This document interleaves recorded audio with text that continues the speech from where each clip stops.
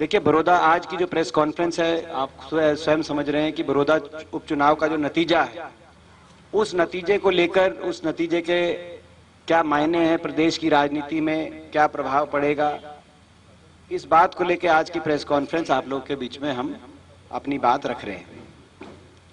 तो इससे पहले कि इसके हम आने वाले समय में क्या प्रभाव पड़ेगा उसके बारे में हम अपना स्टैंड आपके बीच में रखें, पहले तो आपके समक्ष हम उन विषयों को रखना चाहते हैं जिन पे हमने चुनाव लड़ा था, ताकि ये आप समझ पाए कि जो जनादेश लोगों ने जो दिया है, इसमें कौन से मुद्दों को लोगों ने पे मोहर लगाई है और कौन से मुद्दों को लोगों ने नकारा है। 6-7 ऐसे बड़े मुद्दे हैं जिनको लेके हमने चुनाव लड़ा। पहला मुद्दा था 10 साल की हुड्डा सरकार का कार्यकाल बनाम 6 साल बीजेपी की सरकार का। आइए अनुराग जी, 6 साल भाजपा की सरकार का कार्यकाल, जो खट्टर सरकार 6 साल से है, जिसमें बीजेपी सरकार पार्ट 1 और बीजेपी और जेजेपी सरकार पार्ट 2, अब तो 6-6.25 साल हो गए इसको। और लोगों के बीच में हमने कहा कि तराजू पे लेकर आप तुलना कीजिए, हरियाणा विकास के मामले में, हर दृष्टि खुशहाली के मामले में, किसान नौजवान के रोजगार के मामले में कौन सा कार्यकाल बेहतर था। और लोगों ने इस समय ये फैसला सुनाया जो आपके बीच में।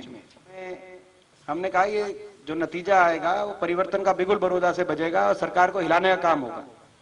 मैंने जैसे आपको बताया कि सरकार रूपी दीवार और इमारत में जो दरार आई है, उससे स्वाभाविक है कि ये सरकार गठबंधन असुरक्षित साबित हो चुका है। ये दीवार में जब दरार आ जाए तो दीवारें हिल जाती हैं, और मैंने कभी समय सीमा उस पर नहीं कोई रख सकता राजनीति में, क्योंकि जो सरकारें विश्वास खो जाए वो कितना लंबा चलेंगी, 1 साल भी चलेंगी कि नहीं चलेंगी क्या पता चलता है।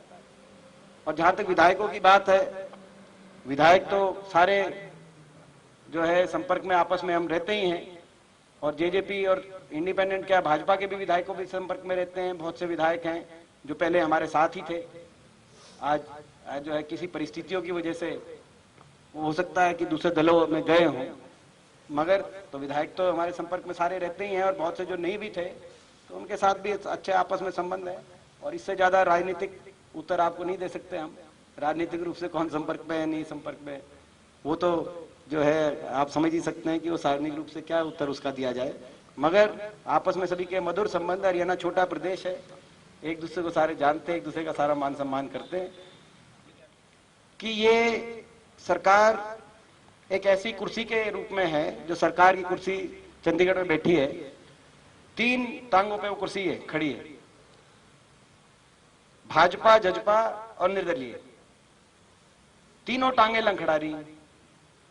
आपने देखा भाजपा के एक विधायक सेक्रेटरिएट के आगे धरना दे रहे थे, तो जेजेपी के बहुत से विधायक खुल के अलग अलग मुद्दों पे सरकार के खिलाफ, किसान के मुद्दे पे आप देखिए, रामकरण काला जी हों, जोगीराम सिहाग हों, उससे पहले दादा गौतम जी हों, देवेंद्र बबली जी हों, 4-5 नाम मैंने आपको गिनवा दिए, तो सरकार के खिलाफ बोल चुके हैं।